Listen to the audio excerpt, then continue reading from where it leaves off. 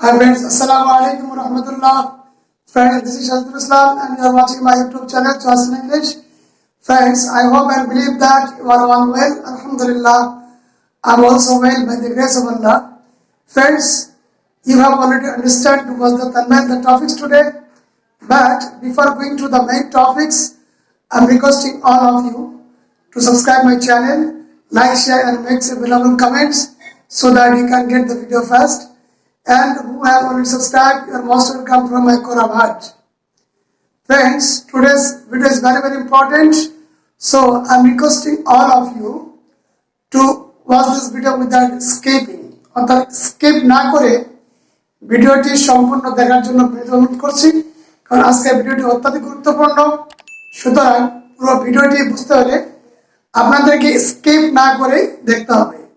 আজকে আলোচনার বিষয়বস্তু হচ্ছে টেন্সের মধ্যে চতুর্থ, প্রেজেন্ট টেন্সের চতুর্থ টেন্স, সেটা হচ্ছে প্রেজেন্ট পারফেক্ট কন্টিনিউয়াস টেন্স। ওকে, তো যারা টেন্সের সমস্যা নিয়ে বলছেন, যারা বিশেষ স্টুডেন্ট, যারা টেন্স নিয়ে টেন্স সম্পর্কে ধারণা আছে কিন্তু টেন্স দিয়ে কিভাবে বিভিন্ন বাক্য গঠন করতে হয় এই বিষয়ে তাদের প্রবলেম হয়, তাদের জন্য আজকের ভিডিওটি।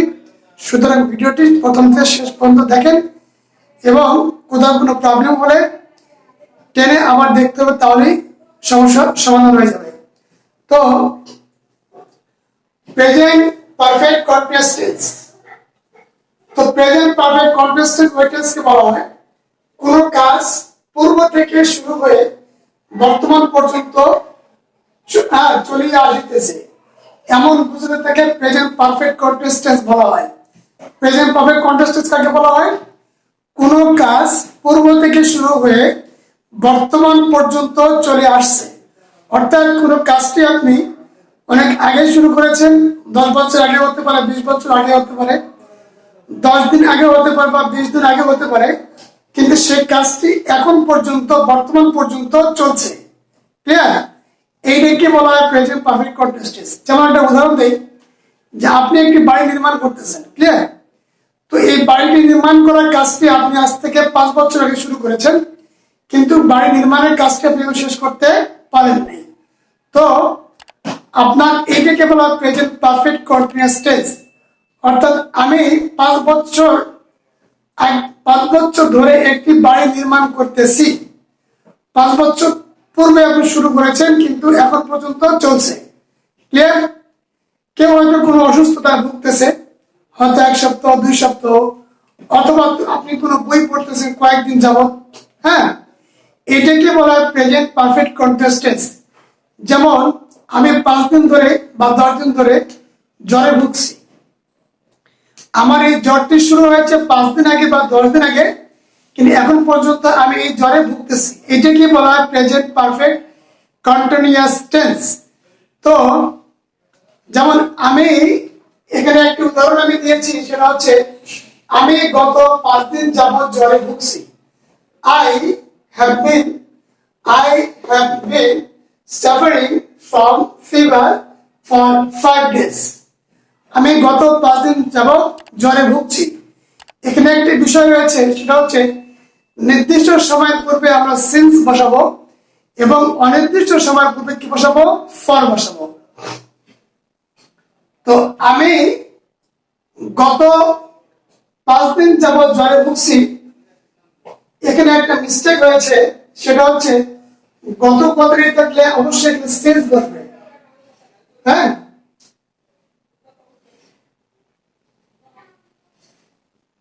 এখানে সিন্স বসবে। অর্থাৎ আমি গত 5 দিন যাবত জ্বরে ভুগছি। I have been suffering from fever since 5 days. অর্থাৎ গত 5 দিন যাবত। কিন্তু যদি এরকম থাকতো যে আমি 5 দিন যাবত জ্বরে ভুগছি, তাহলে I have been suffering from fever for 5 days. গত সোমবার থেকে আমি একটি বই পড়তেছি। ক্লিয়ার? তাহলে I have been reading a book the last Monday. Clear? তো এইটার আমার স্ট্রাকচার রয়েছে, সেই স্ট্রাকচারটা হচ্ছে affirmative structure, subject plus have been oblique has been plus verb ing form plus extension। হ্যাঁ, যেমন তিনি কয়েকদিন যাবত একটি কাজ করতেছেন, ক্লিয়ার? তাহলে he has been doing a work for few days, কয়েকদিন যাবত, ফর ফিউ ডেজ, ক্লিয়ার? তিনি কয়েকদিন যাবত একটি কাজ করিতেছেন, তাহলে he has been doing a work for few days. আমি কয়েকদিন ধরে একটি বই পড়তেছি, I have been reading a book for few days, clear? তো এটা হচ্ছে অ্যাফার্মেটিভ। মনে রাখতে হবে সাবজেক্ট যদি থার্ড পারসন সিঙ্গুলার নাম্বার হয় তাহলে আমরা হ্যাজ বসাবো, অন্যথায় হ্যাভ বসবে। এরপর negative form, subject plus have not been অথবা হ্যাজ নট বিন প্লাস ভার্বের আইএনজি ফর্ম প্লাস এক্সটেনশন।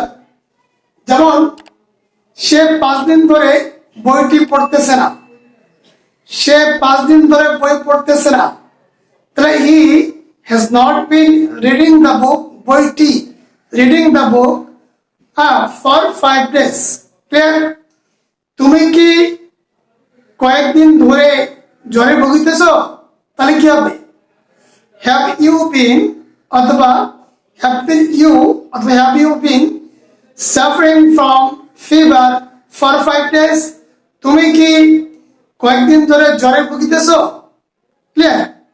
যেমন পাখিটি 2 ঘন্টা ধরে আকাশে উঠতেছে, the bird is flying in the sky for 2 hours, for 2 hours, 2 ঘন্টা ধরে আকাশে উঠতেছে, ক্লিয়ার?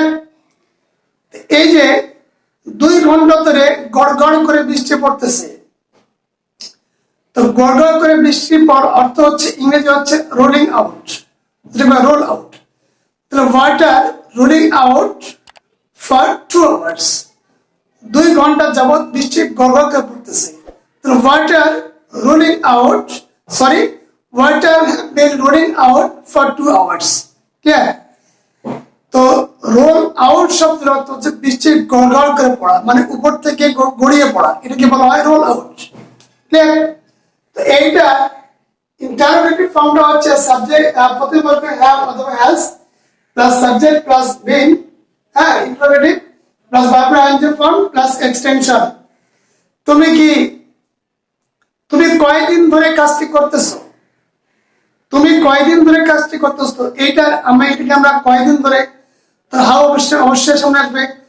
তাহলে how has been the work, how you have been doing the work, how you have been doing the work, clear? তুমি কয়দিন ধরে কাজটি করতেছো, তাহলে সে কয়দিন ধরে কাজটি করতেছে, তাহলে how has been he doing the work, clear? এরপরে তুমি কি বইটি পড়তেছো না, অর্থাৎ negative interrogative. Negative interrogative structure কি? হ্যাভ অথবা হ্যাভ নট অথবা has not plus subject plus been plus ভার্বের আইএনজি ফর্ম প্লাস এক্সটেনশন। তাহলে তুমি কি কাজটি করিতেছো না, তাহলে have you not been doing the work, তুমি কাজটি করিতেছো না, তুমি কেন, তুমি কেন কয়েকদিন ধরে কাজটি করিতেছো না, why have you not been doing the work for few days, তুমি কেন কয়েকদিন ধরে কাজটি করতেছো না, সে কেন কয়েকদিন ধরে কাজটি করতেছে না, why he has not been doing the work for few days, clear? তুমি কয়েকদিন ধরে কেন আমার সঙ্গে কথা বলতেছো না, এটা ইংরেজি কি হবে? তাহলে why তারপরে কি হবে? why has not been you, অথবা why has you not been talking to me for few days, why have you not been talking to me for few days, clear?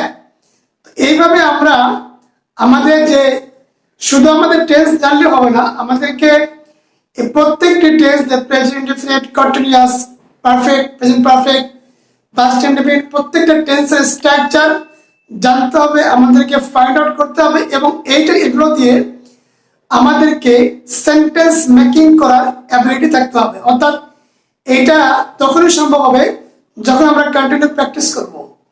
তাছাড়া আমাদের শুধু টেন্সের স্ট্রাকচার জানলাম চিনলাম, কিন্তু আমরা অনেকে majority person educated person in our country knows tense very well, but few of us, তার মধ্যে থেকে খুব কম লোকই এইটা দিয়ে টেন্স দিয়ে সেন্টেন্স গঠন করতে পারে। তো সেন্টেন্স গঠন করা একটা জিনিস, আর হচ্ছে টেন্স জানা আর একটা বিষয়। তো আমাদের পক্ষে এটা তখনই সম্ভব হবে যখন আমরা প্র্যাকটিস করব। শুধু জানলেই হবে না, আমাদেরকে প্র্যাকটিস করতে হবে। যেমন কাউকে আপনি বলছেন যে সে কোথায় যায়, হ্যাঁ, সে ইংরেজি আমরা জানি হি, কোথায় ইংরেজি হোয়ার, যাওয়া ইংরেজি গো। এইটা দিয়ে সে কোথায় যায় এটা যদি আমরা ট্রান্সলেশন করতে লাগে তাহলে কিন্তু অনেকে আমরা পারবো না। এটা আমরা এই ট্রান্সলেশনের মধ্যে, অর্থাৎ ট্রান্সলেশনে আমরা দক্ষ না হয়ে ওটার মূল কারণটা কি? মূল কারণটা হচ্ছে actually we don't practise continuously, we don't continue practice. So I am requesting all of you, if you are really interested to learn to speak English fluently, you have to continue to start your practice. And you must keep in mind that when we start our practicing, we must make mistakes, but we don't need to be worried and we don't be feared. আমাদের tension করলে হবে না, আমাদেরকে কোনো লজ্জা hesitation এগুলো করলাম, কারণ প্র্যাকটিস যখনই কোনো কিছু প্র্যাকটিস আমরা শুরু করব, প্রথম অবস্থায় কেউ পণ্ডিত হয়ে জন্ম নেয় না, প্রথম অবস্থায় কেউ সব কেউ জানে প্র্যাকটিস শুরু করে না। ওকে, প্র্যাকটিস যখনই শুরু করবো তখন আমরা হয়তো মিস্টেক করব, কিন্তু এই মিস্টেকটাই আমাদেরকে একসময় কারেক্ট, অর্থাৎ আমরা একসময় কি করতে পারবো, কারেক্ট ভাবে আমরা স্পিক করতে পারবো। কিন্তু এটা আমাদেরকে কন্টিনিউ প্র্যাকটিস করতে হবে। If you don't practise continuously, অর্থাৎ আমরা যদি কন্টিনিউ প্র্যাকটিস না করি, we will not be able to speak English fluently. Okay, so friends, actually I'm telling about myself. I'm a student of learnings, and I have told my previous videos once again. আমি আমার পূর্বের ভিডিওতে বারবার বলেছি যে there is no limitation to learn. শিখার কোনো শেষ নাই। I must make mistake. আমি অবশ্যই ভুল করি।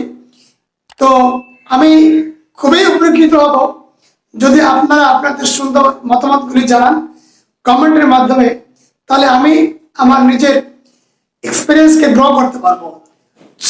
তো to the last videos, I'm also requesting all of you that you must make your comments negative or positive, any kinds of comments, you are most welcome. So friends, I will not waste a valuable time. See you tomorrow with new video, new topics. Thank you. Assalamu alaikum wa rahmatullah.